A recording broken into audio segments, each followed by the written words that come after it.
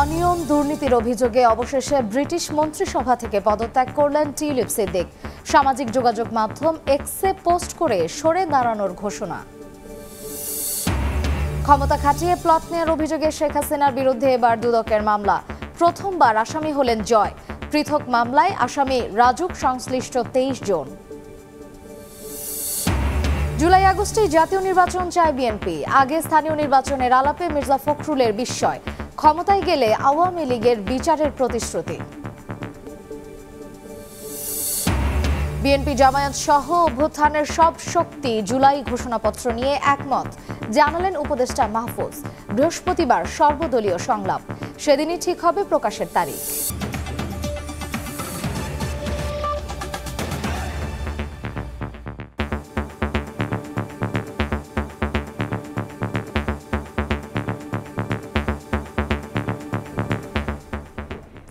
প্রবাসের সময় সঙ্গে আছি আমি মার্জিয়া শ্রেয়া। সমালোচনার মুখে ব্রিটিশ মন্ত্রিসভা থেকে পদত্যাগ করেছেন টিউলিপ সিদ্দিক। মঙ্গলবার সামাজিক যোগাযোগ মাধ্যম এক্সে একটি পোস্ট করে পদ থেকে সরে দাঁড়ানোর ঘোষণা দেন তিনি।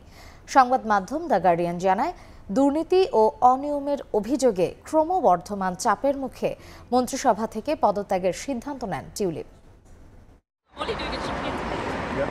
যুক্তরাজ্যের ক্ষমতাসীন লেবার সরকারের সিটি মিনিস্টারের পদ থেকে পদত্যাগ করেছেন টিউলিপ সিদ্দিক। মঙ্গলবার সামাজিক যোগাযোগ মাধ্যম এক্সে একটি পোস্ট করে নিজ পদ থেকে সরে দাঁড়ানোর ঘোষণা দেন তিনি। সংবাদ মাধ্যম দ্য গার্ডিয়ান জানায়, দুর্নীতি ও অনিয়মের অভিযোগে ক্রমবর্ধমান চাপের মুখে মন্ত্রিসভা থেকে পদত্যাগের সিদ্ধান্ত নেন টিউলিপ। প্রতিবেদন অনুসারে ব্রিটিশ প্রধানমন্ত্রী কিয়ার স্টারমার তার পদত্যাগপত্র গ্রহণ করেছেন।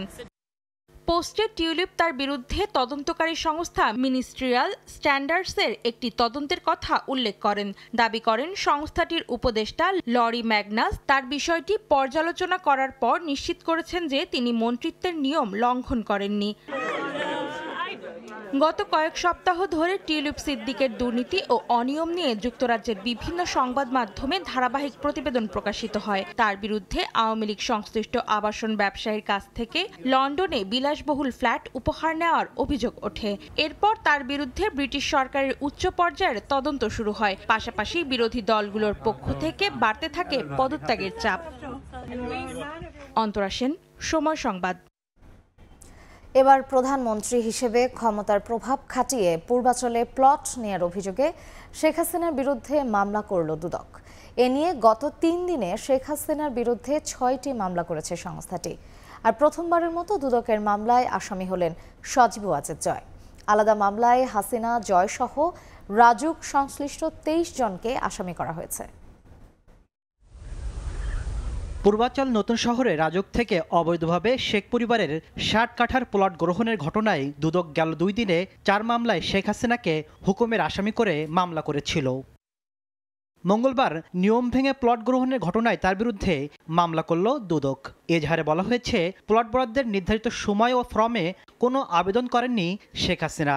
এছাড়া বিধি মোতাবেক সুদাসদন সহ রাজধানীতে তার সন্তান ও পরিবারের নামে প্লট বা বাড়ি থাকার পরও তিনি নিয়ম ভেঙে প্লট গ্রহণ করেন। ক্ষমতার অপব্যবহার করে অপরাধজনক বিশ্বাসভঙ্গপূর্বক তার মাধ্যমে প্রকল্পের বরাদ্দ বিষয়ক দায়িত্বপ্রাপ্ত গৃহায়ন ও গণপূর্ত মন্ত্রণালয়, রাজধানী উন্নয়ন কর্তৃপক্ষ এর সংশ্লিষ্ট গণকর্মচারীগণকে প্রভাবিত করে পরস্পর যোগ সাজশে প্লটের বাস্তব দখল গ্রহণ করার অপরাধে মামলা রুজু হয়েছে।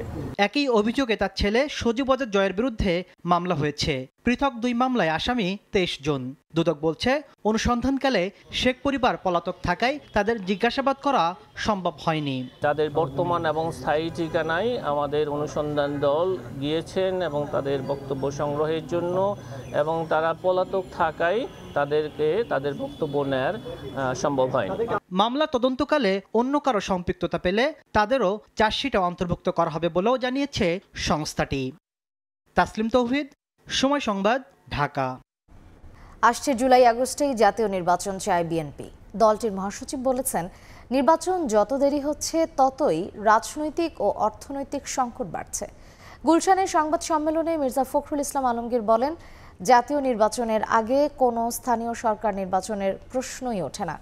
বিএনপি জামায়াত ফ্যাসিবাদের সবচেয়ে বেশি নির্যাতনের শিকার জানিয়ে স্বৈরাচার আওয়ামী লীগের বিচার করা হবে বলেও জানান মির্জা ফখরুল। 2025 সালের শেষ দিক থেকে 2026 সালের প্রথমার্ধের মধ্যে নির্বাচনের সময় নির্ধারণ করা যায়। নির্বাচন কবে হবে? প্রধান উপদেষ্টা জানিয়েছিলেন 25-এর শেষে অথবা 26 সালের প্রথমার্ধে। তার বক্তব্যে মিশ্র প্রতিক্রিয়া দেখা যায় দলগুলোর মধ্যে। সংস্কার সংক্রান্ত এবার বিএনপি মহাসচিব বললেন, ভোট যত বিলম্ব হচ্ছে রাজনৈতিক ও অর্থনৈতিক সংকট ততই বাড়ছে। চলতি বছরের মাঝামাঝিতে নির্বাচন আয়োজনের আহ্বান তার।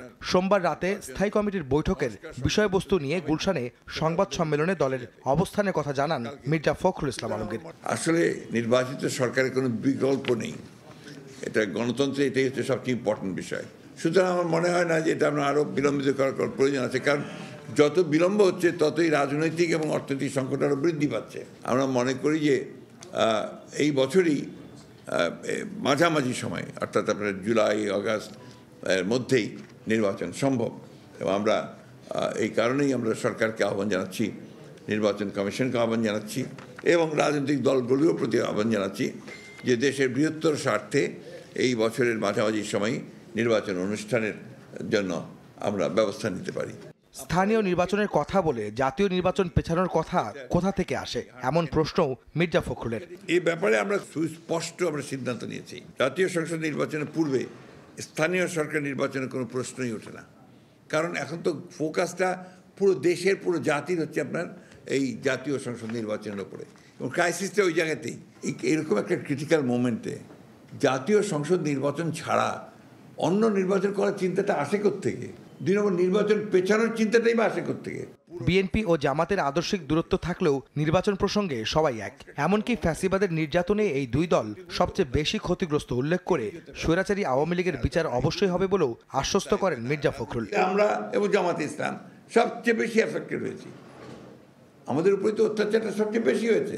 তা আমরা ফ্যাসিস্টদের বিচার করবো না তো কে বিচার করবে? আর যদি আমরা ক্ষমতায় আসি কে করবে? আর যেটা শুরু হয়েছে এখান থেকে সরে যাওয়ার কারো কোনো উপায় নেই, অবশ্যই বিচার হবে, কিন্তু আবার বিচার তড়িঘড়িও করা যাবে না, তড়িঘড়ি করলে ওই বিচার কিন্তু প্রশ্নবিদ্ধ হয়ে যাবে। সুতরাং এটা একটা প্রক্রিয়া যেটা চলবে, সেটাকে অবশ্যই আমরা শেষ করব, এই ব্যাপার কোনো সন্দেহ নেই। বাংলাদেশ ভারত সীমান্ত ইস্যুতে শক্ত অবস্থান নেয় অন্তর্বর্তী সরকারকে ধন্যবাদ জানিয়ে আওয়ামী লীগ আমলে দিল্লির সঙ্গে করা সব চুক্তি জনসম্মুখে প্রকাশের দাবি জানান বিএনপি মহাসচিব। এমনিতে পার্লামেন্টে করা উচিত ছিল, কিন্তু সেটা জনসম্মুখে উপস্থিত করা উচিত। আহমেদ সালেহীন, সময় সংবাদ, ঢাকা। প্রধান উপদেষ্টার সূচি অনুযায়ী নির্বাচনের প্রস্তুতি নিচ্ছে কমিশন। মঙ্গলবার দুপুরে ইউএনডিপির প্রতিনিধি দলের সঙ্গে বৈঠক শেষে একথা জানান ইসি সচিব। বলেন, নির্বাচন আয়োজনে ইউএনডিপির কাছে প্রযুক্তিগত ও দক্ষতা বৃদ্ধির সহযোগিতা চাওয়া হয়েছে। জবাবে চাহিদা মতো সহযোগিতা দিতে চেয়েছে তারা। এছাড়া ভোটার তালিকা হালনাগাদ করতে সহযোগিতা দেবে ইউএনডিপি। মঙ্গলবার সকাল 11টায় নির্বাচন কমিশনে আসে ইউএনডিপির 5 সদস্যের প্রতিনিধি দল। আগামী জাতীয় নির্বাচনে সহযোগিতা নিয়ে কমিশন ও কর্মকর্তাদের সঙ্গে 3 দফায় প্রায় 2.5 ঘণ্টা ব্যাপী বৈঠক করেন তারা। ইসির পক্ষ থেকে আনুষ্ঠানিক প্রস্তাব দেয়া হলে তা গ্রহণ করে ইউএনডিপি। বৈঠক শেষে ইউএনডিপির প্রতিনিধি জানান, ত্রয়োদশ জাতীয় সংসদ নির্বাচন ভোটার তালিকা হালনাগাদ কার্যক্রমে কারিগরি সহায়তার পাশাপাশি তথ্য প্রযুক্তি, ইসির সক্ষমতা ও দক্ষতা বৃদ্ধিতে নির্বাচন কমিশনকে সহায়তা করবেন তারা। Some technology that might be needed there, there's some requests for training, but we're still consolidating, trying to understand. Then when we have the recommendations, we will go to the Election Commission, and then they will decide what makes sense in terms of the support to Bangladesh. পরে commission সচিব জানান, নির্বাচন প্রক্রিয়ায় সহযোগিতা নিয়ে পর্যালোচনা করে 10 দিনের মধ্যে ইসিকে বিস্তারিত জানাবে ইউএনডিপি। প্রাতিষ্ঠানিক, কমিউনিকেশন রিলেটেড, হার্ডওয়্যার, সফটওয়্যার ইত্যাদি বিষয়ে ওনারা এই জিনিসটা পর্যালোচনা করার জন্য এসছেন, আমাদের সাথে কথা বলেছেন। আমাদের সাথে কথা বলার পাশাপাশি ওনারা আরও যে স্টেক হোল্ডার্সরা আছেন তাদের সাথেও কথা বলে ওনারা 10 দিনের ভিতরে একটা প্রস্তাবনা নিয়ে আমাদের সাথে আবার আসবেন। জানান, প্রধান উপদেষ্টার ঘোষিত সময়সূচিকে ধরেই জাতীয় নির্বাচনের প্রস্তুতি নিচ্ছে নির্বাচন কমিশন। ইলেকশন কমিশনার এবং অন্যান্য কমিশনার যারা বলেছেন যে আমাদের যে চিফ অ্যাডভাইজার স্যার উনি যে একটা উইন্ডো দিয়েছেন সেই উইন্ডো নিয়ে আমরা কাজ করছি। এরই মধ্যে ইউএনডিপির জন্য অস্থায়ীভাবে অফিসের ব্যবস্থা করেছে ইসি। ঘরে না আসতে দিলে ঘরের কাজটা করাবো কি করে? কাউসার চৌধুরী কুমু, সময় সংবাদ, ঢাকা। আইসিটি খাতে শেখ হাসিনা এবং সজীব ওয়াজেদ জয়ের লুটপাটের ফিরিস্তি প্রকাশের দাবি জানিয়েছেন জাতীয় নাগরিক কমিটির মুখ্য সংগঠক সার্জিস আলম। মঙ্গলবার সন্ধ্যায় রাজধানীতে জাতীয় নাগরিক কমিটির কেন্দ্রীয় কার্যালয়ে এক আলোচনা সভায় কথা বলেন তিনি। এ সময় লুটপাটের লক্ষ্যে বিগত সরকার যেসব অপ্রয়োজনীয় প্রকল্প হাতে নিয়েছিল সেগুলো বন্ধের দাবিও জানান। সরকারিভাবে রাজনীতিবিদদের বৈধ কর্মসংস্থান ব্যবস্থার পরামর্শ দিয়ে সার্জিস বলেন, এতে দুর্নীতিগ্রস্ত রাজনীতিবিদের সংখ্যা কমার সম্ভাবনা রয়েছে।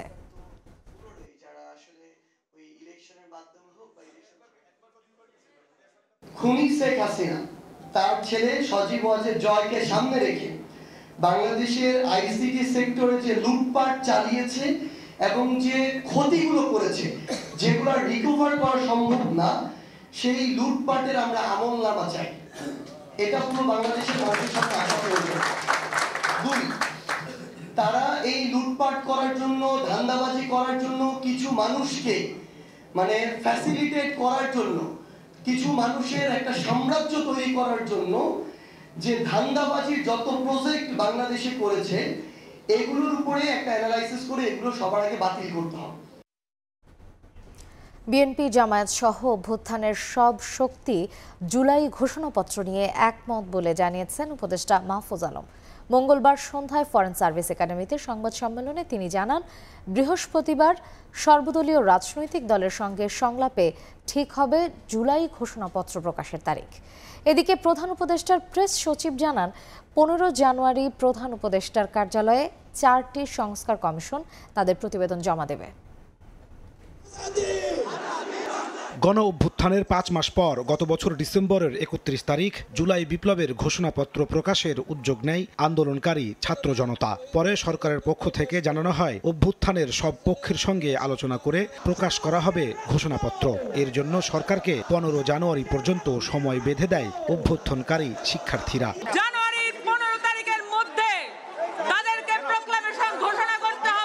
পরে সরকারের তরফ থেকে সব পক্ষের সঙ্গে এ ব্যাপারে আলোচনা শুরু হয়। মঙ্গলবার সন্ধ্যায় প্রধান উপদেষ্টার প্রেস উইংয়ের সংবাদ সম্মেলনে হাজির হন উপদেষ্টা মাহফুজ আলম। জানান, এরই মধ্যে বিএনপি জামায়াত সহ অন্য সব পক্ষগুলোর সঙ্গেও আলাপ করেছে সরকার। তবে ঘোষণাপত্রে কি থাকবে এ ব্যাপারে তারা এখনো একমত হতে পারেননি। তাই 16 জানুয়ারি সর্বদলীয় সংলাপের আহ্বান করেছে সরকার। সেদিনই ঠিক করা হবে জুলাই ঘোষণাপত্রের বিষয়বস্তু ও প্রকাশের দিনক্ষণ। তারা সবাই প্রোক্লেমেশনের বিষয়ে একমত আছেন যে ঘোষণাপত্রটি দিতে হবে, কিন্তু ঘোষণাপত্রটি কবে এবং ঘোষণাপত্রটির ভিতরে কি কি কন্টেন্ট থাকবে সেই বিষয়ে এখন আমরা ঐকমত্যে পৌঁছাতে পারিনি। আগামী বৃহস্পতিবার আশা করি সবাই মিলে সর্বদলীয় একটি বৈঠক হবে।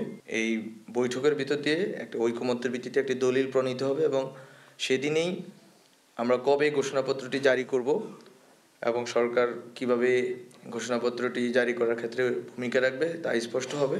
সাংবাদিকদের এক প্রশ্নের জবাবে প্রধান উপদেষ্টার প্রেস সেক্রেটারি জানান, 15 জানুয়ারি প্রধান উপদেষ্টার কার্যালয়ে 4টি সংস্কার কমিশন তাদের প্রতিবেদন জমা দেবে। সংস্কার কমিশনের 4টা সংস্কার কমিশন আসবেন, এসে চিফ অ্যাডভাইজারের যে কার্যালয় তেজগাঁওয়ে ওনারা চিফ অ্যাডভাইজার এবং অন্যান্য অ্যাডভাইজাররা থাকবেন, ওনাদের কাছে এইটা হ্যান্ডওভার করবেন। করার পরে এটা নিয়ে একটু আলাপ হবে, পুরো জিনিসটা ওরা বলবেন যে কি কি ফাইন্ডিংস আছে, কি কি বিষয় আছে, বিশদ বর্ণনা থাকবে। কমিশনগুলোর প্রতিবেদনের সারমর্ম সবার জন্য উন্মুক্ত করা হবে বলেও জানান প্রেস সচিব। কমিশনের রিপোর্ট নাজমুস সালেহী, সময় সংবাদ, ঢাকা। চলতি মাসেই রোডম্যাপ ঘোষণা আর ফেব্রুয়ারিতে ডাকসু নির্বাচন। বিশ্ববিদ্যালয় প্রশাসনের এই পরিকল্পনা নিয়ে মতভেদ দেখা দিয়েছে ছাত্র সংগঠনগুলোতে। বৈষম্য বিরোধী ছাত্র আন্দোলন ও ছাত্র শিবির ফেব্রুয়ারির মধ্যে ভোট চাইলেও এতে একমত নয় ছাত্রদল ও ছাত্র ইউনিয়ন। সংস্কার শেষে স্থিতিশীল পরিবেশে নির্বাচনের দাবি এ দুটি ছাত্র সংগঠনের। নাজমুল হাসান রাজুর ক্যামেরায় হাসান ওয়ালির প্রতিবেদন। শেখ হাসিনা সরকারের পতনের পর জোরে সোরে দাবি উঠেছে ঢাকা বিশ্ববিদ্যালয় কেন্দ্রীয় ছাত্র সংসদ ডাকসু নির্বাচনের। নির্বাচনী রোডম্যাপের দাবিতে ধারাবাহিক কর্মসূচি পালন করে আসছেন শিক্ষার্থীরা। ডাকসু নির্বাচন নিয়ে ইতিবাচক বিশ্ববিদ্যালয় প্রশাসনও। ফেব্রুয়ারির মধ্যে ভোট আয়োজনের পরিকল্পনা জানালেন প্রক্টর। ফেব্রুয়ারির মধ্যে ডাকসু নির্বাচন হওয়াটা মোটামুটি একটা গ্রহণযোগ্য সময়। গঠনতন্ত্রের সংস্কার না করে ডাকসু নির্বাচনটা কার্যকরী হবে না, সেই জন্য আমরা ডাকসুর গঠনতন্ত্র সংস্কারের জন্য একটা কমিটি গঠিত হয়ে গেছে। তবে সব ছাত্র সংগঠন ডাকসু নির্বাচন চাইলেও ভোটের তারিখ নিয়ে রয়েছে ভিন্ন মত। ছাত্রলীগকে সুবিধা দিতে তৈরি করা গঠনতন্ত্রের আমূল সংস্কার শেষে নির্বাচন চাই ছাত্রদল।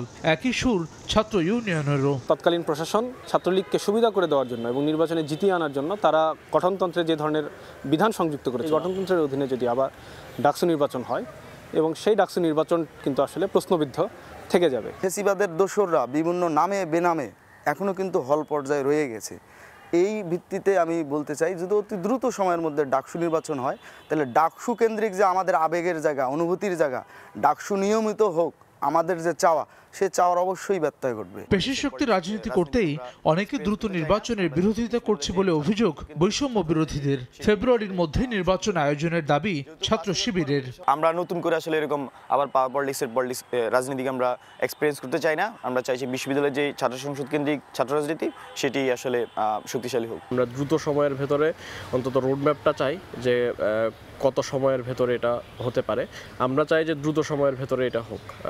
সংস্কার এবং যে ডাকসু নির্বাচনের যে প্রক্রিয়া, সেই প্রক্রিয়া একই সাথে চলতে পারে বলে আমরা মনে করি। 5ই আগস্টের পর যদি আমি বলি, খুব স্পষ্টতভাবে শিক্ষার্থীরা সকল পর্যায়ে কিন্তু তারা চায় তারা নিজে ভোট দিয়ে তাদের ইচ্ছে মতো প্রতিনিধিকে নির্বাচন করবে এবং সেই প্রতিনিধিরা হচ্ছে যে তাদের প্রতিনিধিত্ব করবে এবং সমস্যাগুলো তুলে ধরবে, সমাধান করবে।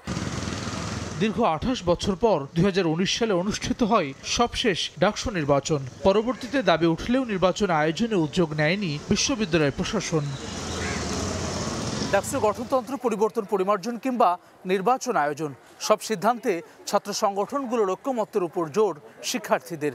অন্যথায় নির্বাচন কিংবা পরবর্তীতে অস্থিতিশীল পরিবেশ সৃষ্টির আশঙ্কা তাদের।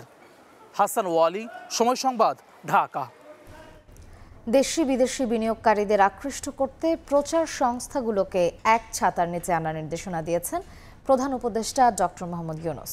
মঙ্গলবার রাষ্ট্রীয় অতিথি ভবন যমুনায় ইয়ংউন কর্পোরেশনের চেয়ারম্যান এবং অন্যান্য শীর্ষস্থানীয় বিদেশি বিনিয়োগকারীরা দেখা করলে প্রধান উপদেষ্টা এই নির্দেশনা দেন। এ সময় ইয়ংউন কর্পোরেশনের চেয়ারম্যান কিহাক সুং অন্তর্বর্তী সরকারের প্রধানকে বাংলাদেশের বৃহৎ আকারের বিনিয়োগ অবস্থার উন্নতি করার অনুরোধ করেন। ডক্টর ইউনূস বলেন, কোরিয়ান ইপিজেডের জমির সমস্যা আগামী 6 ফেব্রুয়ারির মধ্যে সমাধান করা হবে। আমরা চাই কোরিয়ান ইপিজেড বাংলাদেশের সবার জন্য মডেল হোক। এটি প্রচুর কর্মসংস্থান সৃষ্টি করবে। কিহাক সুং কেইপিজেডের সঙ্গে জড়িত দীর্ঘদিনের সমস্যা সমাধানে সরকারের দ্রুত পদক্ষেপের প্রশংসা করেন। বলেন, কোরীয়রা এখন বাংলাদেশে বিনিয়োগ করতে আগ্রহী হবে। বাংলাদেশ থেকে আরও দক্ষ জনশক্তি নিতে কুয়েতের প্রতি আহ্বান জানিয়েছেন রাষ্ট্রপতি মোহাম্মদ শাহাবুদ্দিন। বাংলাদেশে নবনিযুক্ত কুয়েতের রাষ্ট্রদূতের সঙ্গে বঙ্গভবনে সাক্ষাৎকালে রাষ্ট্রপতি এই আহ্বান জানান। দেশের অবকাঠামো উন্নয়ন, জাহাজ নির্মাণ এবং জ্বালানি সহ বিভিন্ন খাতে বিনিয়োগ করতে তিনি কুয়েতের বিনিয়োগকারীদের প্রতি আহ্বান জানান। বাংলাদেশ ও কুয়েতের মধ্যে সহযোগিতার নতুন দ্বার উন্মোচিত হবে বলে আশা প্রকাশ করেন মোহাম্মদ শাহাবুদ্দিন। পাশাপাশি রোহিঙ্গারা যেন নিজ দেশে ফিরে যেতে পারে সেজন্য কুয়েত এবং ওআইসি সহ আন্তর্জাতিক সম্প্রদায়কে এগিয়ে আসার আহ্বান জানান। এদিন কুয়েত এবং কসোভোর রাষ্ট্রদূত বঙ্গভবনে রাষ্ট্রপতির কাছে তাদের পরিচয়পত্র পেশ করেন। সীমান্ত পরিস্থিতি স্বাভাবিক আছে জানিয়ে স্বরাষ্ট্র উপদেষ্টা মোহাম্মদ জাহাঙ্গীর আলম বলেছেন, ভারতের সঙ্গে সীমান্ত নিয়ে বাংলাদেশের কিছু অসম চুক্তি রয়েছে। দ্রুত বিজিবি ও বিএসএফ এর বৈঠকে এসব বিষয়ে আলোচনা করা হবে। মঙ্গলবার দুপুরে ময়মনসিংহ সিটি কর্পোরেশনে এক মতবিনিময় সভায় তিনি কথা বলেন। এর আগে পুলিশ, র্যাব, বিজিবি ও আনসার সহ আইন শৃঙ্খলা বাহিনীর সঙ্গে বৈঠক করেন উপদেষ্টা। এছাড়া কারা অধিদপ্তর, ফায়ার সার্ভিস ও পাসপোর্ট ও মাদকদ্রব্য নিয়ন্ত্রণ অধিদপ্তর সহ কৃষি মন্ত্রণালয়ের বিভিন্ন দপ্তরের কর্মকর্তাদের সঙ্গেও কথা বলেন তিনি। এখন পরিস্থিতি মোটামুটি স্বাভাবিক অবস্থায় আছে। এখন তারাও আর কাঁটাতারে বেড়া নির্মাণ করতেছে না। এখন একটা অবস্থায় আছে, স্থিতি অবস্থায় আছে। প্লাস আমরাও বলছি যে আগামী মাসে ডিজি পর্যায়ে বিজিবি এবং বিএসএফ এর ডিজি পর্যায়ে একটা মিটিং আছে। ওই মিটিংয়ে এইগুলি আলোচনা হবে। তবে আমি বলছি যে আপনারা জানেন, যেহেতু আমাকে কিছু কিছু অসম চুক্তি করা হয়েছে, এগুলি নিয়ে আলোচনা হবে। কোনো সরকারেরই গায়ের জোরে 5 বছরের বেশি ক্ষমতায় থাকা উচিত নয় বলে মন্তব্য করেছেন মহিলা ও শিশু বিষয়ক উপদেষ্টা শারমিন এস মুর্শিদ। মঙ্গলবার সন্ধ্যায় রাজধানীর হাতিরপুলে প্রবাস মেলা পত্রিকার 11তম প্রতিষ্ঠা বার্ষিকী উপলক্ষে কেক কাটা শেষে মন্তব্য করেন তিনি। বলেন, দেশবাসী আগের চেয়ে এখন অনেক বেশি মুক্ত সমালোচনা করছে। সাংবাদিকদের এক প্রশ্নের জবাবে তিনি বলেন, 71 ও 24-এ মাত্রা ভিন্ন হলেও প্রবাসীরা 24-এর আন্দোলনেও ভূমিকা রেখেছে। এ সময় প্রবাস মেলা পত্রিকার প্রয়াস ও বিস্তার ছড়িয়ে পড়ার আশাও ব্যক্ত করেন তিনি। সব সরকারি হওয়া উচিত অন্তর্বর্তীকালীন, 5 বছরের বেশি কারোই গায়ের জোরে থাকা উচিত না। আমরা যেদিন দায়িত্বটা নিয়েছি সেদিন থেকে দেশবাসী অনেক বেশি মুক্ত সমালোচনা করছে। আমার মনে আছে 71-এর যুদ্ধের সময় প্রবাসে একটা বিশাল জনগোষ্ঠী ছিল যারা প্রবাসে থেকে আমাদের 71-এর মুক্তিযোদ্ধাকে সমর্থন দিয়েছে। এবার যেটা হয়েছে যে প্রবাসে যারা আছেন তারা কিন্তু তাদের মিডিয়া ব্যবহার করে এই একই কাজ করেছে, মাত্রা ভিন্ন। বাংলাদেশের রাজনীতি হবে একক রাজনীতি, কোনো দেশের আধিপত্য থাকবে না, এটাই হবে নতুন রাজনৈতিক বন্দোবস্ত, এমন মন্তব্য করেছেন জাতীয় নাগরিক কমিটির সদস্য সচিব আখতার হোসেন। মঙ্গলবার দুপুরে সুপ্রিম কোর্ট বার অ্যাসোসিয়েশন অডিটোরিয়ামে নতুন রাজনৈতিক বন্দোবস্ত জুলাই ঘোষণাপত্র গণপরিষদ ও সংবিধান শীর্ষক আলোচনা সভায় এ কথা বলেন তিনি। সংবিধানের নানা দিক উল্লেখ করে বলেন, একটি গণ অধিকার পরিষদের নির্বাচন হবে, নির্বাচিতদের নিয়ে সংবিধান সংশোধনের কাজ করতে হবে। এছাড়া জুলাইয়ের ঘোষণাপত্রে বৈষম্য বিরোধী ছাত্র আন্দোলনের কথা যেন উল্লেখ থাকে সেই বিষয়েও আহ্বানের কথা জানিয়েছেন তিনি। নতুন রাজনৈতিক বন্দোবস্ত হলো এই যে বাংলাদেশের স্বার্থের প্রশ্নে বাংলাদেশের কোনো রাজনৈতিক দল বাংলাদেশের স্বার্থকে উপেক্ষা করে কোনো সিদ্ধান্ত গ্রহণ করতে পারবে না, কোনো পলিসি নিতে পারবে না। বাংলাদেশের স্বার্থই হবে সকল রাজনৈতিক দলের ভিত্তি। আমরা চাইব সরকারের পক্ষ থেকে যে বক্তব্য সেটা যেন অত্যন্ত স্পষ্ট করে আমাদের সামনে উপস্থাপন করেন। তা আমরা এখন চাই একটি গণপরিষদ নির্বাচন হবে, সেই নির্বাচনের মধ্য দিয়ে যারা প্রতিনিধি হয়ে আসবেন তারা একটি সংবিধান প্রণয়ন করবেন এবং একই সাথে সংবিধান প্রণয়নের পাশাপাশি তারা আইনসভার সদস্য হিসেবেও তারা ভূমিকা পালন করবেন। এইচএমভি ভাইরাস প্রতিরোধে নড়ে চড়ে বসেছে স্থলবন্দর কর্তৃপক্ষ। ভারত ফেরত যাত্রীদের দেশে ঢোকার আগেই করা হচ্ছে নানা পরীক্ষা, তবে ধীর গতির কারণে পড়তে হচ্ছে ভোগান্তিতে। তবে এখনও পণ্যবাহী ভারতীয় ট্রাক চালক হেলপাররা আসেননি টেস্টের আওতায়। ইমিগ্রেশনে অপেক্ষায় পাসপোর্টধারী যাত্রীরা। এইচএমভি ভাইরাস রোধে ভারত থেকে আসা যাত্রীদের করা হচ্ছে পরীক্ষা নিরীক্ষা। গত 8 জানুয়ারি স্বাস্থ্য অধিদপ্তর থেকে মাস্ক পরা সহ 7টি নির্দেশনা সংক্রান্ত বিজ্ঞপ্তি পায় বন্দরের ইমিগ্রেশন পুলিশ। এরপর থেকে তোড়জোড় চলে স্বাস্থ্যবিধি নিশ্চিতে। ভারত থেকে দেশে ফেরা পাসপোর্ট যাত্রীদের জ্বর সর্দি সহ অন্যান্য উপসর্গ আছে কিনা তা খতিয়ে দেখে দেওয়া হচ্ছে ছাড়পত্র। যদি কোনো যাত্রীর শরীরে ভাইরাসের কোনো উপসর্গ পাওয়া যায় সেক্ষেত্রে হাসপাতালের আইসোলেশনে পাঠানো হবে বলে জানিয়েছে মেডিকেল টিম বসিয়েছি। পাশাপাশি স্বাস্থ্য অধিদপ্তরের দেওয়া যে নির্দেশনাগুলো এগুলো যেন প্রত্যেকটা পাসপোর্টধারী যাত্রী মেনে চলে সেই বিষয়ে আমরা পদক্ষেপ নিয়েছি। কোনোটা যদি আমাদের কাছে সন্দেহভাজন মনে হয় সেটার জন্য পরবর্তী অবস্থার জন্য উপজেলা হেলথ কমপ্লেক্সে পাঠানোর ব্যবস্থা করছে। তবে অনেকেই জানেন না নতুন এই ভাইরাস সম্পর্কে। এতে স্বাস্থ্য ঝুঁকি বাড়ছে বলে মনে করেন সচেতন যাত্রীরা। পাশাপাশি সচেতনতামূলক উদ্যোগ নেওয়ায় স্বস্তি প্রকাশ করেন দুদেশে যাতায়াতকারীরা। এইচএমভি ভাইরাসের ডাক্তার আগে ছিল না, ইদানিং কাল থেকে বসছে, এজন্য আমরাও স্বাস্থ্যবিধি মানতেছি। সবাই আমরা যদি সচেতন হই, স্বাস্থ্যবিধি মেনে যদি চলি, তাহলে আর আমাদের কোনো সমস্যা হবে না। ভাইরাসের নতুনের জন্য যে দূরত্ব বজায় রাখা দরকার সকলেই বজায় রাখছে, এটা আমার জন্য ভালোই লাগছে। এছাড়া প্রত্যেকটি বন্দর দিয়েই দেশে প্রবেশের আগে মাস্ক পরিধান ও হাত ধোয়ার বিষয়ে সতর্ক করা হচ্ছে। ফারিয়া ফারজানা, সময় সংবাদ। সেনাবাহিনীর কাছে দ্বিতীয় ক্যাম্পাস নির্মাণ কাজ হস্তান্তর সহ 3 দফা দাবিতে দ্বিতীয় দিনের মতো কমপ্লিট শাটডাউন কর্মসূচি পালন করলেন জগন্নাথ বিশ্ববিদ্যালয়ের শিক্ষার্থীরা। বন্ধ ছিল একাডেমিক কার্যক্রম।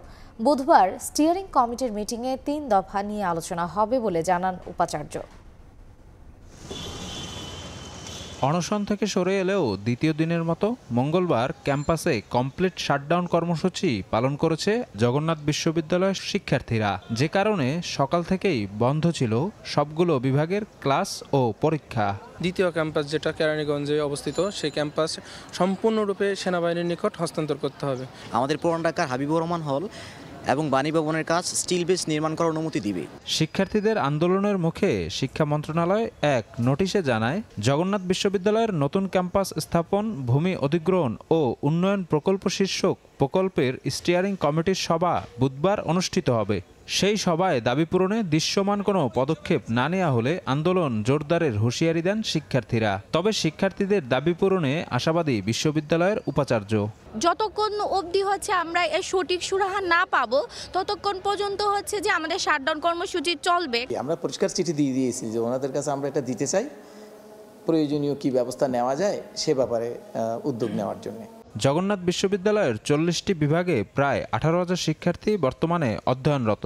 আবাসন ও স্থাপনা সংক্রান্ত নানা দাবিতে বিগত বছরগুলোতেও একাধিকবার রাস্তায় নামতে হয়েছে জগন্নাথ বিশ্ববিদ্যালয়ের শিক্ষার্থীদের।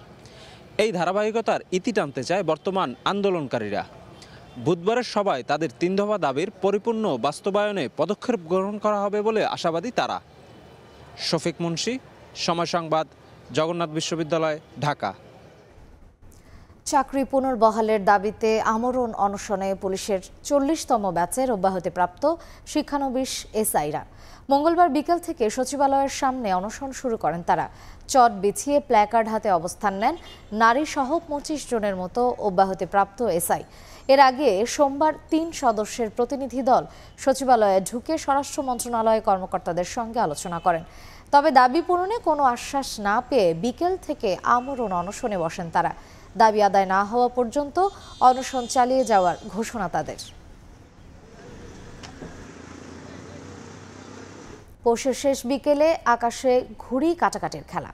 মঙ্গলবার সন্ধ্যা নামতেই ছাদে ছাদে লাইট শো, ডিজে, আতশবাজি পোড়ানো সহ সাকরাইনের নানা আয়োজন। তবে নানা নিষেধাজ্ঞায় আগের তুলনায় এবার কিছুটা হলেও ভাটা পড়েছে উদযাপনে।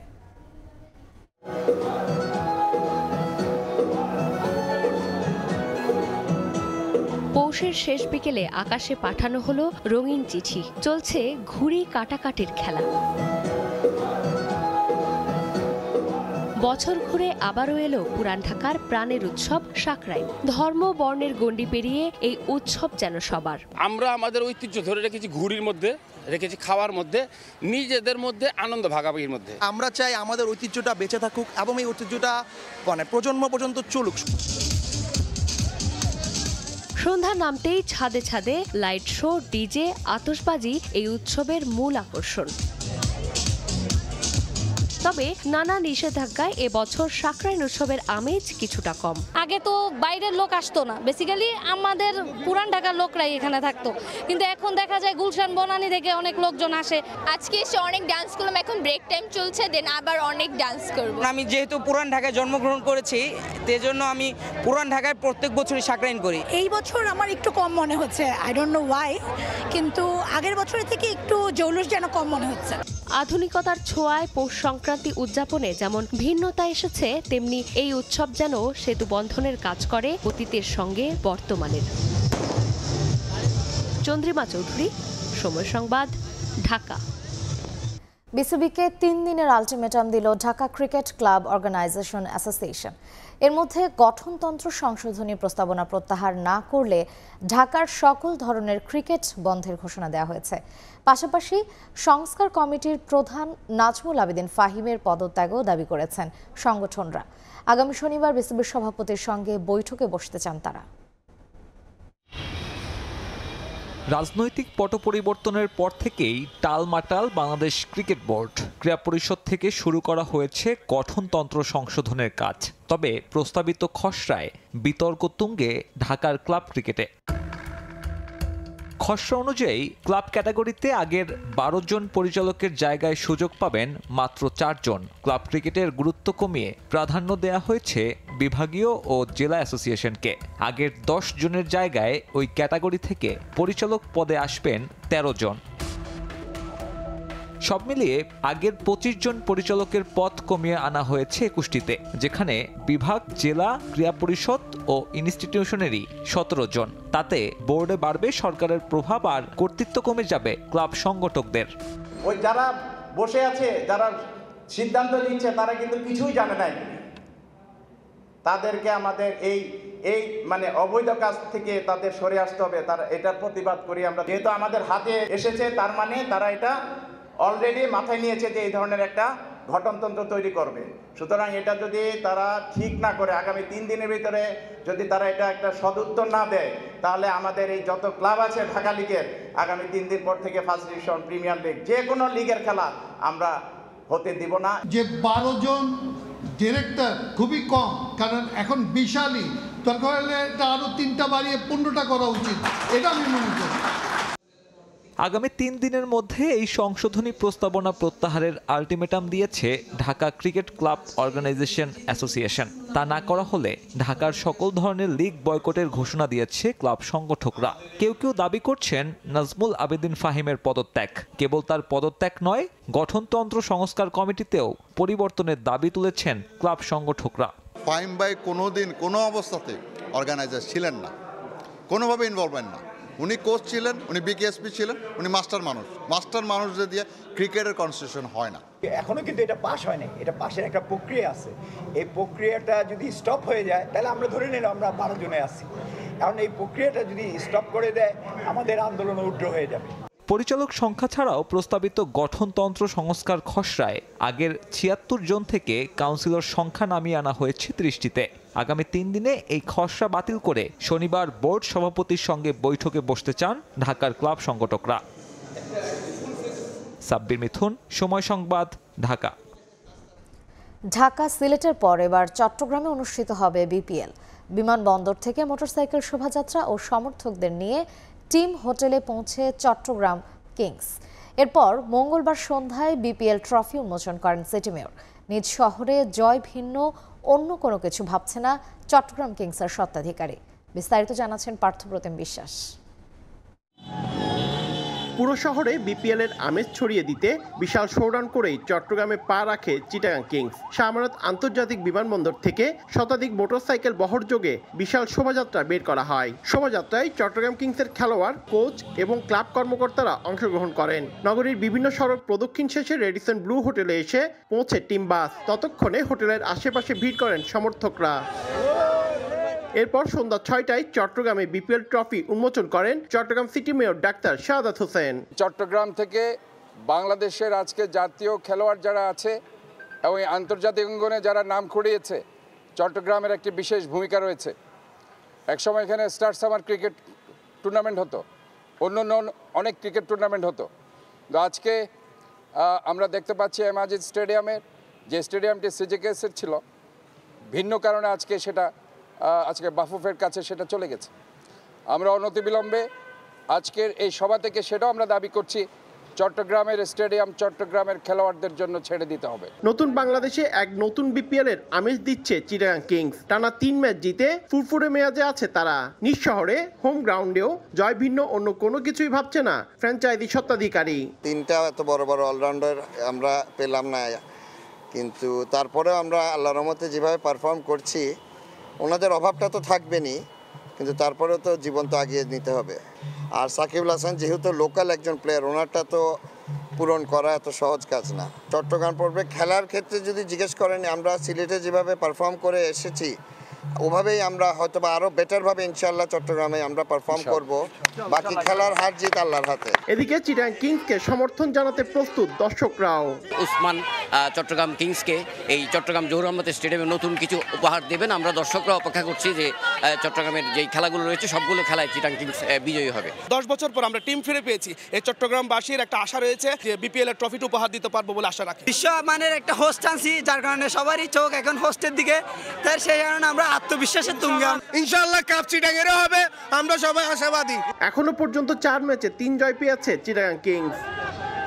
পার্থপ্রতিম বিশ্বাস, সময় সংবাদ, চট্টগ্রাম। ওয়ানডে ফরম্যাটে নিয়মিত পারফর্ম করার পরও জাতীয় দল থেকে বাদ পড়ায় আক্ষেপ প্রকাশ করলেন ইংল্যান্ডের বিশ্বকাপ জয়ী ব্যাটসম্যান জেসন রয়। নির্বাচকরা তাকে কেন দলে বিবেচনা করে না সে বিষয়ে তার কিছুই জানা নেই। ইংল্যান্ডের প্রথম বিশ্বকাপ জয়ী দলের অন্যতম সদস্য জেসন রয় 2019 পরবর্তী সময়েও জাতীয় দলে খেলেছেন লম্বা সময়, তবে সম্প্রতি আছেন দলের বাইরে, খেলছেন বিভিন্ন ফ্র্যাঞ্চাইজি লিগ। বিপিএলে ঢাকা ক্যাপিটালসের হয়ে খেলে গেছেন 2 ম্যাচ। জাতীয় দলের বাইরে থাকলেও এখনও স্বপ্ন দেখেন ইংল্যান্ডকে প্রতিনিধিত্ব করার। চ্যাম্পিয়ন্স ট্রফিতে সুযোগ হয়নি, তা নিয়ে আক্ষেপ রয়েছে। গেল কয়েক বছর নিজের জীবনের উপর দিয়ে বয়ে যাওয়া ঘটনার বর্ণনায় কিছুটা আবেগাপ্লুত রয়। No regret because it's not my decision, so I've got no regrets. I would love to still be there.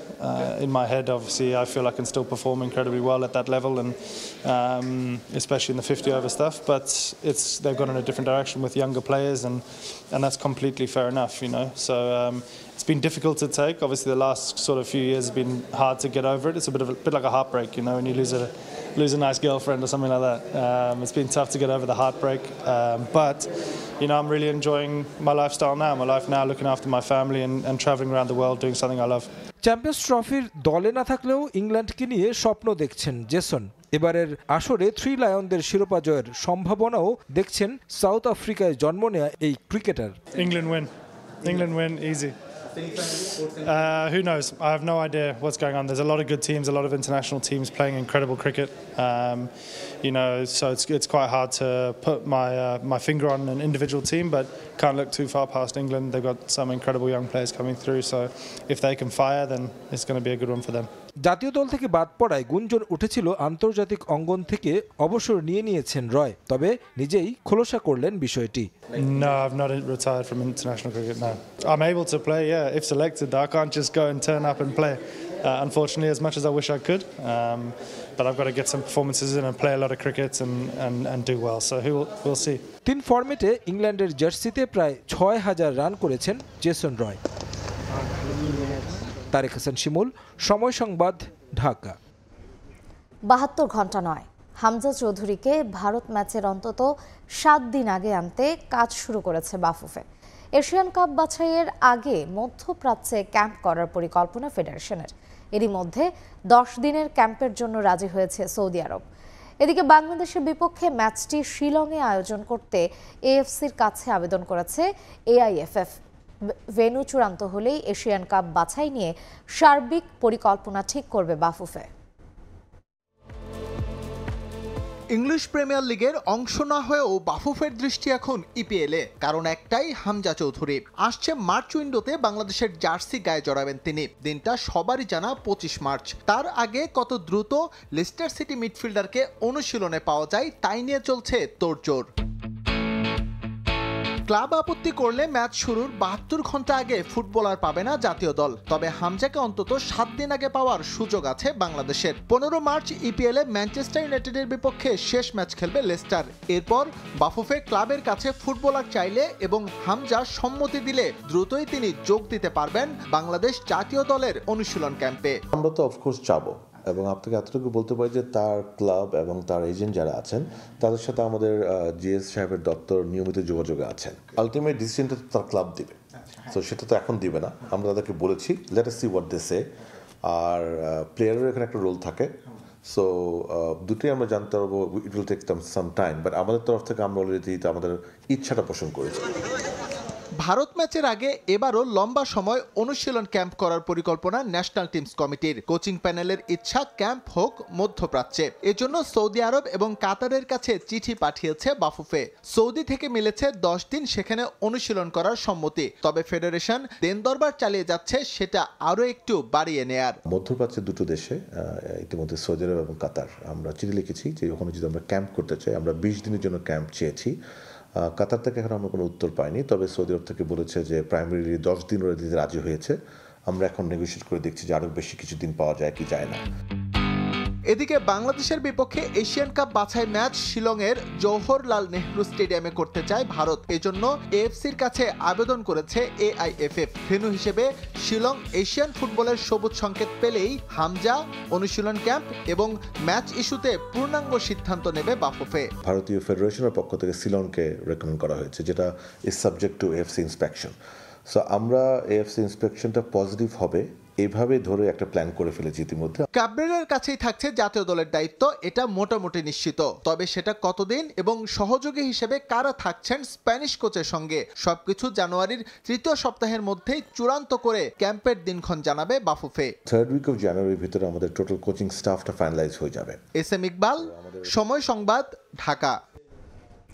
এ পর্যায়ে শীর্ষ সংবাদগুলো জানিয়ে দিচ্ছে আরেকবার। অনিয়ম দুর্নীতির অভিযোগে অবশেষে ব্রিটিশ মন্ত্রিসভা থেকে পদত্যাগ করলেন টিউলিপ সিদ্দিক। সামাজিক যোগাযোগ মাধ্যম এক্সে পোস্ট করে সরে দাঁড়ানোর ঘোষণা। ক্ষমতা খাটিয়ে প্লট নেওয়ার অভিযোগে শেখ হাসিনার বিরুদ্ধে এবার দুদকের মামলা। প্রথমবার আসামি হলেন জয়। পৃথক মামলায় আসামি রাজুক সংশ্লিষ্ট 23 জন।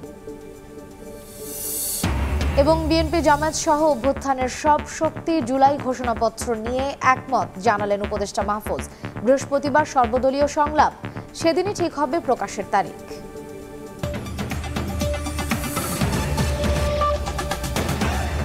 এই ছিল প্রবাসের সময়, সঙ্গেই থাকুন সময়।